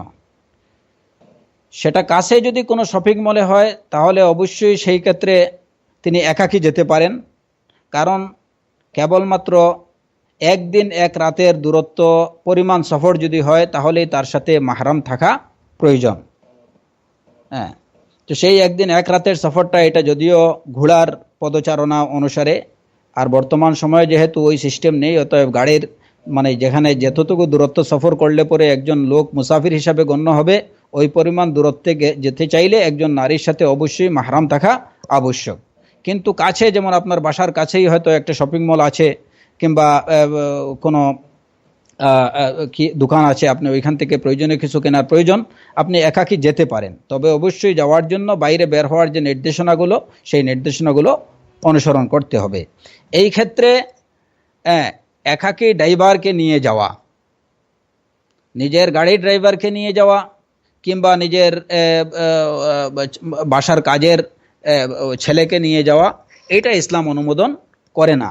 কারণ রাসূলুল্লাহ সাল্লাল্লাহু আলাইহি ওয়াসাল্লাম বলেছেন যে যদি কোনো একজন নারী এবং একজন পুরুষ একাকী যদি কোনো জায়গায় সমবেত হয়, তাহলে তাদের মধ্যে তৃতীয় জন হয়ে থাকে শয়তান। অতএব গাড়িতেই হোক, এই যে এই সময়টুকুতে ড্রাইভার এবং এই নারী, এরা দুজনই না, বরঞ্চ এখানে 3 নম্বর যে থাকবে সে হচ্ছে শয়তান। তাদেরকে যে কোনো ধরনের ওয়াসওয়াসার মধ্যে ফেলে দিতে পারে, তাদেরকে বিভ্রান্ত পথভ্রষ্ট করে ফেলতে পারে। অতএব এই অবস্থায় কেবলমাত্র ড্রাইভারকে নিয়ে বের হওয়া কিংবা কাজের ওই ছেলেকে নিয়ে বের হওয়া, প্রাপ্তবয়স্ক ছেলে যদি হয় তাকে নিয়ে বের হওয়া, এটা ঠিক হবে না। আপনি একাকী চলে যান এবং পরিপূর্ণ হিজাব অবলম্বন করেই আপনি ঘর থেকে বের হন। এমনিভাবে ইলমে দ্বীন অর্জনের জন্য আমরা যেটা প্রথমে আলোচনা করছি, ইলমে দ্বীন অর্জনের জন্য বের হতে পারেন এই নির্দেশনাগুলো অনুসরণ করে। এবং এটা উম্মাহাতুল মুমিনিনদের মধ্যেও তাদের মধ্যে যে দ্বীনি জ্ঞান ছিল এবং ইলমে দ্বীনের ক্ষেত্রে তারা যে কত উচ্চ পর্যায়ের ছিলেন, এটা আমাদের প্রত্যেকেরই জানা। উরওয়া ইবনে জুবাইর রাদিয়াল্লাহু আনহু বলেন, মা রাআইতু আহাদান আ'লামা বিফিকহিন ওয়ালা বিতিব্বিন ওয়ালা বিশি'রিন মিন আয়েশা রাদিয়াল্লাহু আনহা। উরওয়া ইবনে জুবাইর রাদিয়াল্লাহু আনহু বলেন যে আমি ইলমুল ফিকহ, ইলমুত তিব, ডাক্তারি জ্ঞান, ফিকহের জ্ঞান এবং এই যে কাব্য জ্ঞান, কবিতার জ্ঞানে আয়েশা রাদিয়াল্লাহু আনহা থেকে অধিকতর জ্ঞানী কাউকে দেখিনি, অর্থাৎ নারীদের মধ্যে। এমনিভাবে যেমন এই যে বিভিন্ন বিষয়ে পরামর্শের ব্যাপারেও রাসূলুল্লাহ সাল্লাল্লাহু আলাইহি ওয়াসাল্লাম গুরুত্বপূর্ণ পরামর্শ উম্মাহাতুল মুমিনিনদের থেকে, তার স্ত্রীদের থেকে তিনি নিতেন। যেমন দেখা যায় যে উম্মু সালামা রাদিয়াল্লাহু আনহা থেকে রাসূলুল্লাহ সাল্লাল্লাহু আলাইহি ওয়াসাল্লাম তার থেকে গুরুত্বপূর্ণ পরামর্শ নিতেন। হুদায়বিয়ার সন্ধির দিনে যখন মুসলমানরা কোনোভাবেই এটা মেনে নিতে পারছিলেন না যে কাফেরদের সাথে সন্ধি করা, এবং তারা মাথা মুন্ডাতে আগ্রহী হচ্ছিলেন না, কোরবানের পশু জবাই করে ফেলতে আগ্রহী হচ্ছিলেন না। তো এই বিষয়টা নিয়ে রাসূলুল্লাহ সাল্লাল্লাহু আলাইহি ওয়াসাল্লাম প্রচণ্ডভাবে চিন্তিত হয়ে পড়েন।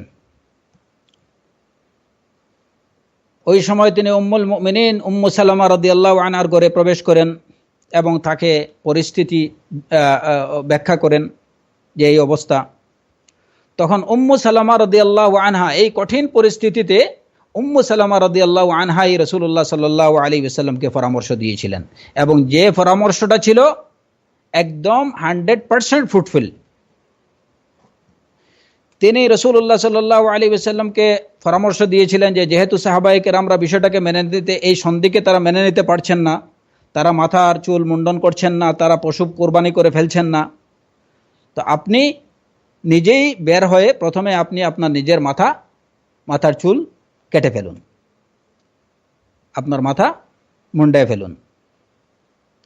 তার পরামর্শ অনুযায়ী উম্মু সালামা রাদিয়াল্লাহু আনহার পরামর্শ অনুযায়ী যখন রাসূলুল্লাহ সাল্লাল্লাহু আলাইহি ওয়াসাল্লাম বের হয়ে নিজের মাথা মুন্ডালেন এবং তার কুরবানির পশুকে যখন তিনি নিজের হাতেই জবাই করলেন তাদের সামনে, মুসলমানরা যখন দেখলেন যে রাসূল সাল্লাল্লাহু আলাইহি ওয়াসাল্লাম এই কাজটুকু করছেন, তখন তারা দ্রুত নিজেদের মাথা মুন্ডাতে শুরু করলেন এবং ওই কুরবানির পশুগুলো জবাই করে ফেলতে শুরু করলেন, এবং এভাবেই তারা পরিস্থিতি সামাল দেন। তো তাহলে দেখা যায় কি যে মুসলমান নারীরা যুদ্ধের মাঠে যেভাবে তারা সশস্ত্র যুদ্ধ করেছেন, তারা যেভাবে মুজাহিদিনদেরকে ট্রিটমেন্ট দিয়েছেন, তারা তাদের জন্য খাবার পরিবেশন করেছেন, মোট কথা যুদ্ধের ময়দানেও ছিল মুসলমান নারীদের সরব উপস্থিতি, ইলমের মাঠেও তাদের ছিল, দাপটের সাথে তারা ঘুরে বেরিয়েছেন। আমরা এখনো দেখি যে শত শত হাদিস আয়েশা রাদিয়াল্লাহু আনহা থেকে বর্ণিত। তাহলে ইসলাম নারীকে কোন দিক থেকে পিছনে রাখলো? উপদেষ্টা পরিষদেও দেখা যায় উম্মু সালামা রাদিয়াল্লাহু আনহাকে রাসূলুল্লাহ সাল্লাল্লাহু আলাইহি ওয়াসাল্লাম রেখেছেন, এবং কোন সময়ে? অত্যন্ত সেনসিটিভ মুহূর্তে, যুদ্ধের সময়, যুদ্ধের মাঠে, সুলহে হুদায়বিয়ার সময়, যখন মুসলমানরা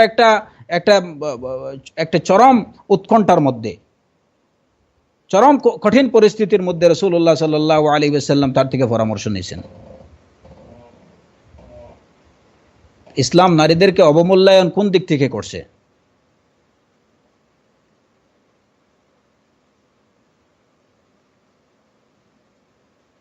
অসংখ্য ফাকিহা, আলিমা,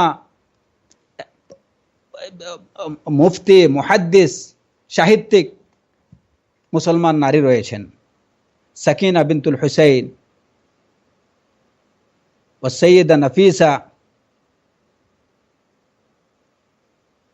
এরা একদিকে যেমন আলিমা ছিলেন, ফাকিহা ছিলেন, আদিবাও ছিলেন। ডাক্তারি বিজ্ঞানেও মুসলমান নারীরা এগিয়েছিলেন। বনি উমাইয়ার যুগে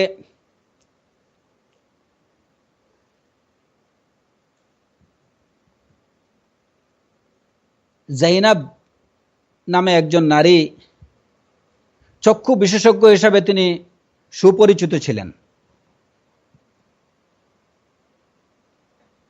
উমাইয়া শাসনামলে জাইনাব নামে একজন নারী চক্ষুরোগ বিশেষজ্ঞ হিসাবে তিনি সুপরিচিত ছিলেন। এমনকি ওই যে তখনকার কবিরা তাকে নিয়ে কবিতা রচনা করতেন। ইবনু আসাকির বর্ণনা করেছেন যে তার নারী শায়েখ ছিলেন ৮০ জনের উপরে। প্রখ্যাত ইতিহাসবিদ, ইসলামী ইতিহাসবিদ ইবনু আসাকির তিনি বলছেন যে তার নারী শুয়ুখের পরিমাণ হচ্ছে ৮০ জনের উপরে। কারিমা আল মারুজিয়া নামক যে মহিলা মুসলিম নারী, ইনি ইমাম বুখারী রাহিমাহুল্লাহর শায়েখ ছিলেন।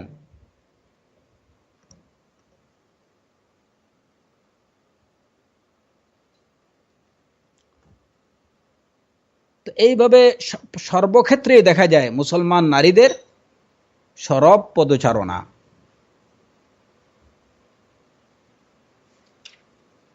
অতএব ইসলামের উপরে এই অপবাদ আরোপ করা এটা সম্পূর্ণরূপে অযৌক্তিক, অন্যায় এবং মিথ্যা অপবাদ ছাড়া আর কিছুই না।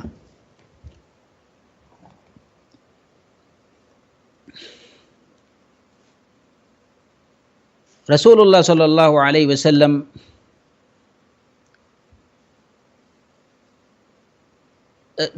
সহিহ বুখারীর হাদিস, যেখানে রাসূল সাল্লাল্লাহু আলাইহি ওয়াসাল্লাম বলেছেন, কাদ উযিনা লাকুন্না আন তাখরুজনা লিহাওয়াইজিকুন্না, কাদ উযিনা লাকুন্না আন তাখরুজনা লিহাওয়াইজিকুন্না, যে তোমাদেরকে অনুমতি দেওয়া হয়েছে তোমরা নিজেদের প্রয়োজনে ঘর থেকে বের হতে পারো।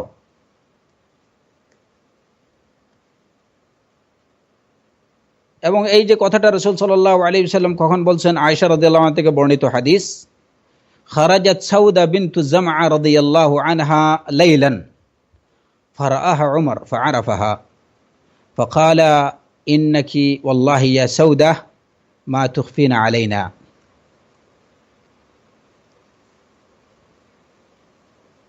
فرجعت إلى النبي صلى الله عليه وسلم فذكرت ذلك له وهو في حجرتي يتعشى وإن في يده لعرقا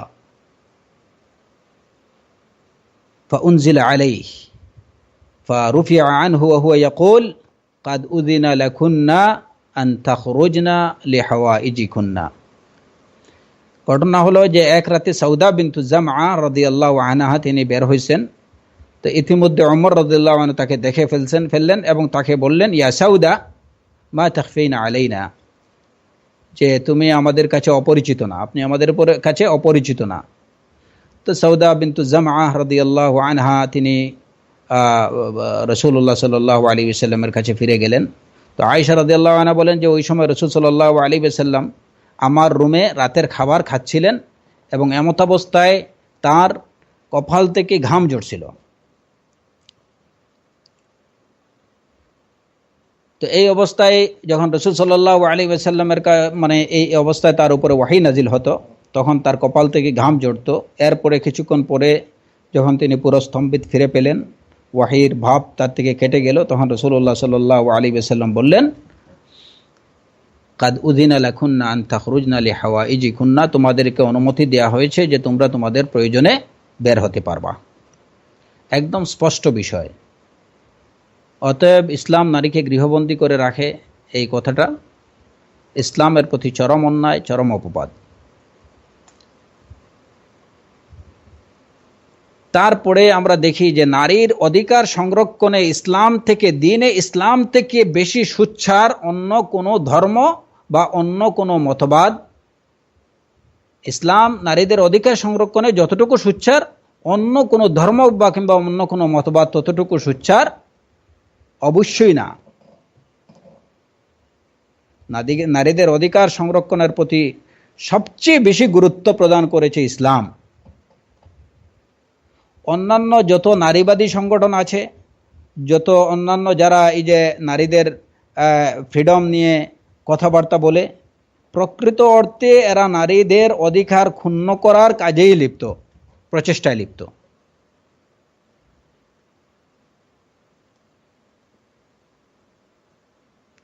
যেমন 1980 সালে ব্রিটেনে নারী অধিকার নিয়ে, নারী অধিকারের মূলক যে সংগঠনগুলো, সেই সংগঠনগুলো নারীদেরকে এই যে পণ্য মার্কেটিংয়ের, অ্যাডভার্টাইজে ব্যবহারের বিরুদ্ধে তারা বেশ জোরালো আন্দোলন করে।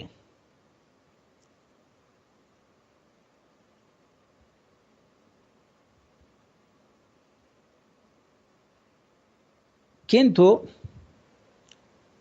তাদের এই আন্দোলন মোটেও ফলপ্রসূ হয়নি, এবং তাদের তখনকার এই যে 1980-র এই আন্দোলনটা ছিল একটা বিশেষ অ্যাডভার্টাইজারকে কেন্দ্র করে। তখন একটা অ্যাডভার্টাইজমেন্ট এরকম ছিল যেটার অর্থ হচ্ছে যে একটা ট্রেনিং কার হচ্ছে একজন প্রেমিকার মতো, আর একটা ডিলাক্স কার হচ্ছে একজন স্ত্রীর মতো। এই অ্যাডভার্টাইজমেন্টের এই ডায়ালগের বিরুদ্ধে, এটাকে কেন্দ্র করেই তারা এই যে নারী অধিকার আদায়ের ক্ষেত্রে যে সংগঠনগুলো, নারী অধিকার সংগঠনগুলো তখন জোরালো আন্দোলন করছিল যে নারীদেরকে বিশেষ করে পণ্য মার্কেটিংয়ের অ্যাডভার্টাইজে ব্যবহার করা যাবে না। তো এখানে যে অ্যাডভার্টাইজটা, যে একজন নারী একটা ট্রেনিং কার্ড একজন প্রেমিকার মতো, আর একটা ডিলাক্স কার একজন স্ত্রীর মতো। দুইজনেই কিন্তু নারী, একজন প্রেমিকা সেও নারী, একজন স্ত্রী সেও নারী। কিন্তু অ্যাডভার্টাইজমেন্টে উপস্থাপনের জন্য এদেরকে চরমভাবে হেয় করা হয়েছে। এটা তারা মনে করছে যে এটা তাদের জন্য অত্যন্ত মানহানিকর একটা বিষয়। তো এই অ্যাডভার্টাইজকে কেন্দ্র করে আন্দোলন হয়েছিল, কিন্তু সেই আন্দোলন কোনো ফল দেয়নি। নারীরা অনেক আগে থেকেই পণ্য মার্কেটিংয়ের অ্যাডভার্টাইজমেন্টে তারা ব্যবহৃত হয়ে আসছে এবং এখনও হচ্ছে। তাদেরকে প্রতিনিয়ত ব্যবহার করা হচ্ছে। সুবিধাবাদীরা এবং পুঁজিবাদীরা নিজেদের পণ্য বাজারজাতকরণের জন্য তারা নারীদেরকে ব্যবহার করছে অত্যন্ত নগ্নভাবে এবং চরম অবমাননাকর বিভিন্নভাবে উপস্থাপন করে, অত্যন্ত নির্লজ্জভাবে তাদেরকে উপস্থাপন করে। এটা গোটা নারী জাতির প্রতি। এটা শুধুমাত্র যদি আমরা একজন নারী সে একজন মানুষ, মুসলিম হোক অথবা অমুসলিম হোক, এই বাজেভাবে নারীদেরকে পণ্য বিপণনে উপস্থাপন করা, মার্কেটিং অ্যাডভার্টাইজমেন্টে উপস্থাপন করা, এটা গোটা নারী জাতির জন্য অত্যন্ত লজ্জাজনক এবং অত্যন্ত অপমানজনক। অতএব এই জায়গাতে, এই বিষয়ে, এটা শুধুমাত্র মুসলমানদের দাবি না, এটা পুরা মানবতার দাবি হওয়া উচিত যে নারীদেরকে কোনোভাবেই যেন অ্যাডভার্টাইজিংয়ের কাজে ব্যবহার না করা হয় এবং পণ্য মার্কেটিংয়ের কাজে যেন তাদেরকে ব্যবহার করা না হয়। এটা পুরা সমগ্র নারী জাতির প্রতি একটা অবমান। এই বিষয়ে সবারই সোচ্চার হওয়া উচিত, যাদের মধ্যে বিবেক আছে।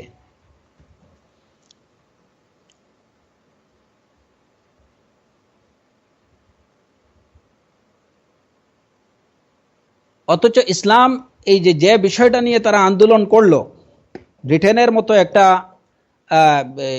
একটা উন্নত দেশে, প্রগতিশীল দেশে, অথচ এই বিষয়টাকে সেটা করলো তারা 1980 সালে।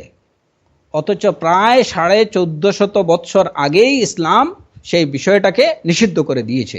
ওয়ালা তাবাররাজনা তাবাররুজাল জাহিলিয়াতিল উলা ওয়ালা ইউবদিনা জিনাতাহুন্না ইল্লা মা যাহারা মিনহা। এই দরজা ইসলাম টোটালি বন্ধ করে দিছে। ওয়ালা ইউবদিনা জিনাতাহুন্না ইল্লা মা যাহারা মিনহা, নারী যেন তার নিজের সৌন্দর্য প্রদর্শন না করে, তবে যেটুকু স্বাভাবিকভাবে প্রকাশমান। এখন ওইভাবে একদম হিজাব, নিকাব, জিলবাব সব কিছু পরায়ে একজন নারীকে কোনো কোম্পানি কি তার পণ্যের অ্যাডভার্টাইজের জন্য উপস্থাপন করবে? তো ইসলাম তো মূল দরজাই ওই জায়গাতে বন্ধ করে দিয়েছিল যে যাতে কোনোভাবে নারীকে অবমাননাকর নির্লজ্জ কোনো কাজে ব্যবহার করা না যায়। ওয়ালা তাবাররাজনা তাবাররুজাল জাহিলিয়াতিল উলা। ওই নির্দেশনা মানলেই কিন্তু এই আন্দোলনগুলো করতে হতো না। এবং বর্তমানে এই যে তথাকথিত প্রগতিশীলরা নারীদেরকে যেভাবে উপস্থাপন করছে, এগুলো দেখে আসলে বন্য পশুরাও কিন্তু লজ্জা পায়। বানরের মধ্যেও কিছু শরম বা হায়া থাকে, কিন্তু এদেরকে যেভাবে বিভিন্ন অ্যাডভার্টাইজে উপস্থাপন করা হয় এবং তারা বিভিন্নভাবে যেভাবে উপস্থাপিত হয়ে থাকে, আল্লাহুল মুস্তাআন, যে এটা আসলে মানুষ না বানরের কোনো প্রজাতি সেটা বোঝা মুশকিল। আর এই কাজগুলোতে এই অপসংস্কৃতিগুলো আমাদের মুসলমান নারীদেরকেও গ্রাস করছে। মুসলমান ঘরের মেয়ে সেও কিন্তু ওইভাবে নির্লজ্জভাবে শুধুমাত্র টাকা কামানোর জন্য নির্লজ্জভাবে বিভিন্ন অ্যাডভার্টাইজে উপস্থিত হচ্ছে, বিভিন্ন পণ্যের মার্কেটিংয়ের কাজে ব্যবহৃত হচ্ছে। ইসলামের নির্দেশনাগুলো মানার মধ্যে নারী জাতির সম্মান, সম্ভ্রম সবকিছুই সুরক্ষা পায়, এবং সেই সুরক্ষা দেওয়ার জন্য ইসলাম তার নির্দেশনাগুলো দিয়েছে।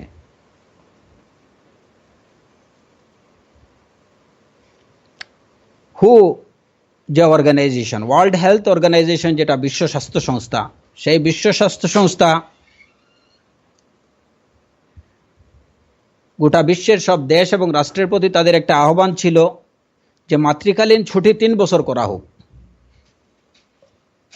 মাতৃকালীন ছুটি 3 বছর নির্ধারণ করা হোক, যে এর মধ্যে কর্মজীবী মহিলারা যারা আছেন এই সময়টাতে তাদের নিয়মিত বেতন দেয়া হোক, এবং তারা এই 3 বছর অতিক্রম করার পরে পুনরায় তারা তাদের কাজে তাদের যোগদানের সুযোগ দেয়া হোক। এই দাবি ছিল ওয়ার্ল্ড হেলথ অর্গানাইজেশনের। কিন্তু এই দাবির প্রতি এই যে আধুনিক রাষ্ট্রগুলো কেউ কোনো সাড়া দেয়নি। অথচ দেখা যায় যে গোটা দুনিয়া নারী স্বাধীনতার নামে সুচ্চার, নারী স্বাধীনতার স্লোগান নিয়ে সুচ্চার, নারীদের স্বাধীনতা চায়। এরা নারীদের কি ধরনের স্বাধীনতা আর স্বাধীনতার সংজ্ঞাটাই কি, সেটাই তো আসলে তারা নির্ধারণ করতে পারেনি। তারা নারীর স্বাধীনতা চায় কিন্তু নারীর কল্যাণ চায় না। একটা আন্তর্জাতিক সংস্থা, বিশ্ব স্বাস্থ্য সংস্থা, তাদেরকে দাবি জানাতে হলো সমগ্র বিশ্বের প্রতি যে মাতৃকালীন ছুটি 3 বছর করা হোক। কিন্তু না, নারী স্বাধীনতার স্লোগানে যারা সুচ্চার, তারা নারীর কল্যাণমূলক এই দাবির প্রতি বৃদ্ধাঙ্গুলি প্রদর্শন করে, আদৌ তারা কর্ণপাত করেনি।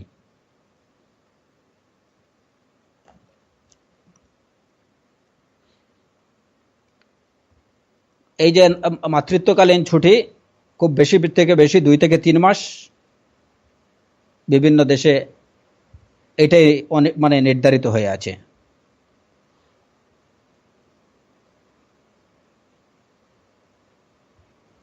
অথচ প্রায় 1500 বছর আগে ইসলাম নারীর প্রতি এই মর্যাদা পোষণ করে রাখছে, ইসলাম নারীকে এই মর্যাদা দিয়ে রাখছে। ওয়া হামলুহু ওয়া ফিসালুহু 30 শাহরা ওয়া আলাল মাউলুদি লাহু রিজকুহুন্না ওয়া কিসওয়াতুহুন্না বিল মা'রুফ। সূরাতুল বাকারার 232 নম্বর আয়াতে প্রায় 1500 বছর আগে ইসলাম এই নির্দেশ দিয়ে রাখছে যে ওয়া আলাল মাউলুদি লাহু রিজকুহুন্না ওয়া কিসওয়াতুহুন্না বিল মা'রুফ। সন্তান প্রসবের পর নারীর ভরণ পোষণের সুন্দরভাবে তার ভরণ পোষণ করবে পুরুষ। সন্তান জন্ম দেওয়ার পর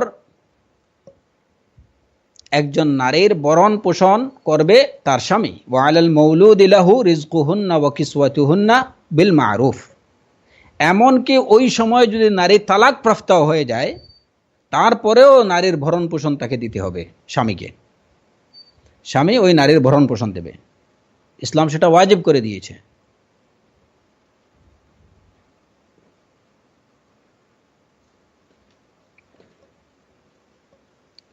লিয়ুনফিক যু সাআতিন মিন সাআতিহি ওয়া মান কুদিরা আলাইহি রিজকুহু ফালিয়ুনফিক মিম্মা আতাহুল্লাহ লা ইউকাল্লিফুল্লাহু নাফসান ইল্লা উসআহা লা ইউকাল্লিফুল্লাহু নাফসান ইল্লা মা আতাহা।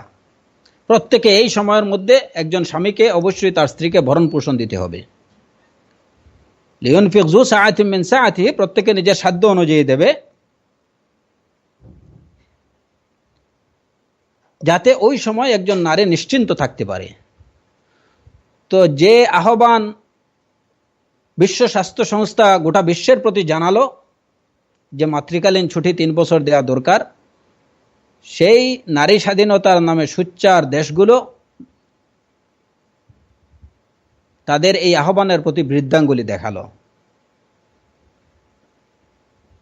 হুর দাবি ছিল 3 বছর, ওই জায়গাতে প্রায় সব দেশে কমে বেশি 2-3 মাসের বেশি মাতৃকালীন ছুটি দেওয়া হয় না। অথচ ইসলাম এই নির্দেশনা দিয়েছে যে একজন নারী যদি তালাকপ্রাপ্ত হয়ে যায় এই সময়ে, তারপরেও সন্তান জন্ম দেওয়ার পরে একজন নারীকে ভরণ পোষণ দিতে হবে তার স্বামী কর্তৃক।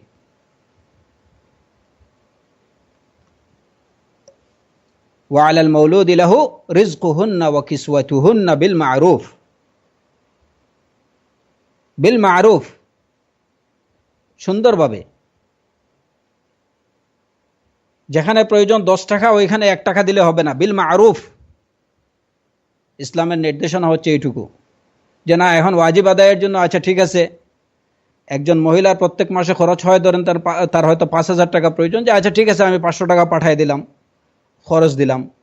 না, এটা ইসলামের নির্দেশ পালন করা হবে না, বিল মারুফ হতে হবে। এবং আরো স্পষ্টভাবে কোরআনে কারীম জানিয়ে দিয়েছে লিয়ুনফিক যু সাআতিন মিন সাআতিহি, প্রত্যেকে নিজের সাধ্য অনুযায়ী খরচ করবে।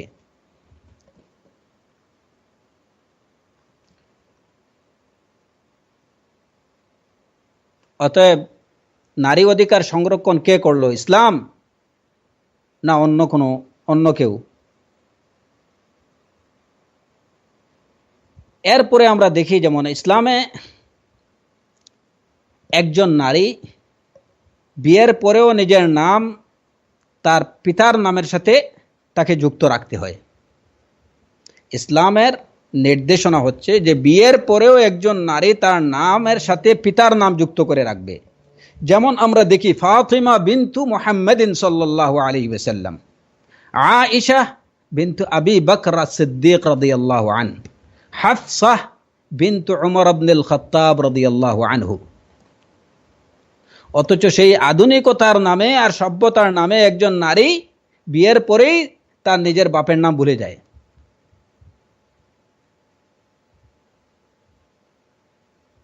ওই জায়গাতে তার স্বামীর নাম যুক্ত হয়ে যায়। তো যেখানে একজন নারী তার নিজের বাপের নামই ভুলে গেল, যে সভ্যতা, যে আধুনিকতা, যে প্রগতিশীলতা একজন নারীকে তার বাপের নাম ভুলিয়ে দিল, এটা কি ধরনের আধুনিকতা, কি ধরনের সভ্যতা এবং কি ধরনের জাস্টিস তার প্রতি? যদি ইসলামে সেটা অনুমোদিত হতো, তাহলে আয়েশা রাদিয়াল্লাহু আনহার নামের সাথে মুহাম্মদুর রাসূলুল্লাহ সাল্লাল্লাহু আলাইহি ওয়াসাল্লামের নাম যুক্ত হতো, আয়েশা জাওজাতু মুহাম্মাদিন সাল্লাল্লাহু আলাইহি ওয়াসাল্লাম। কিন্তু না, আমরা ইসলামের পরিভাষাগুলোতে, সুন্নাতে এরকম কিছু দেখি না। আমরা আয়েশা রাদিয়াল্লাহু আনহার নাম যখনই দেখি সেখানেই দেখি বিনতু আবি বকর। আমরা হাফসা রাদিয়াল্লাহু আনহার নাম যখনই দেখি সেখানে দেখি বিনতু উমর। আমরা খাদিজা রাদিয়াল্লাহু আনহার নাম যেখানে দেখি বিনতু খুওয়াইলিদ, আমরা যায়েনাব রাদিয়াল্লাহু আনহার নাম যেখানে দেখি সেখানে দেখি বিনতু জাহশ।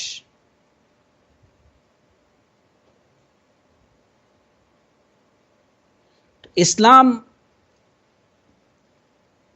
বিয়ের পরেও নারীকে তার পিতৃ পরিচয় বহাল রাখার নির্দেশ দিয়েছে,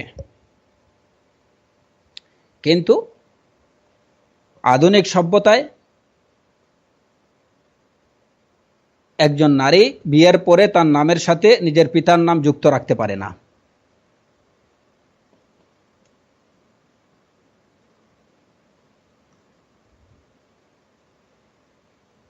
তবে এখানে একটা বিষয়, যে যদি কেউ অর্থের দিক ঠিক রেখে নিজের নামের সাথে স্বামীর নাম যুক্ত করার পরে যদি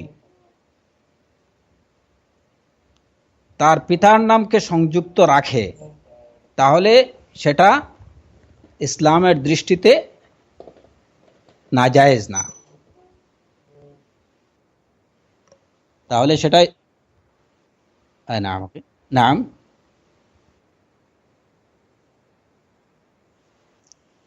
নাম ইনশাআল্লাহ আমি আমি নাম আমি ইনশাআল্লাহ কিছুক্ষণের মধ্যে এটা কি শেষ করছি, এরপরে কোয়েশ্চেন নেব ইনশাআল্লাহ। জি, আল্লাহ বারিক ফিক আফিক নাম। তো মাসআলা হচ্ছে যে যদি কোনো নারী তার নামের সাথে নিজের স্বামীর নাম যুক্ত করে এবং এরই সাথে যদি তার পিতার নাম যুক্ত থাকে, তাহলে সেটা ইসলামের দৃষ্টিতে নাজায়েজ না।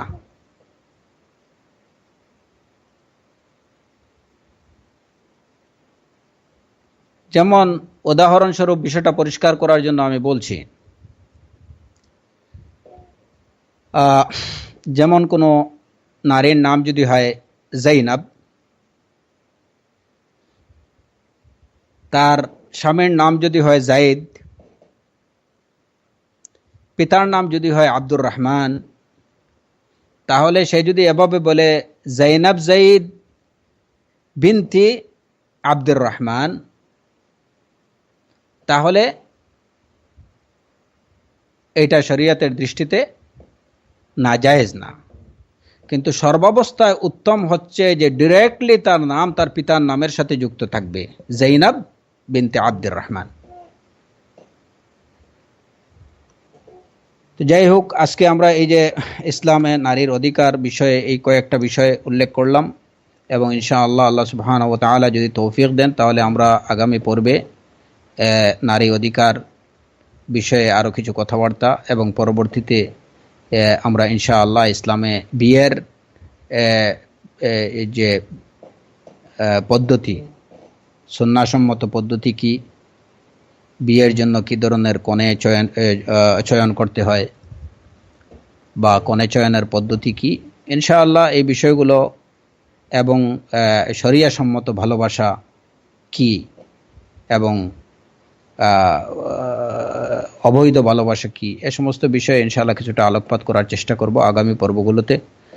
আল্লাহ সুবহানাহু ওয়া তাআলা আমাদের প্রত্যেক মুসলিম এবং মুসলিমাকে দ্বীনে ইসলামের নির্দেশনাগুলো সঠিকভাবে মেনে চলার তৌফিক দান করুন, এবং আমাদেরকে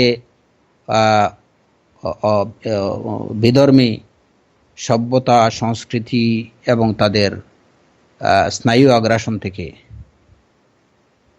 বেঁচে থাকার তৌফিক দান করুন। ওয়া আখিরু দাওয়ানা আনিল হামদুলিল্লাহি রাব্বিল আলামিন ওয়া সাল্লাল্লাহু আলা নাবিয়িনা মুহাম্মদ ওয়া আলা আলিহি ওয়া সাহবিহি আজমাইন। নাম, বারাকাল্লাহু ফিকুম।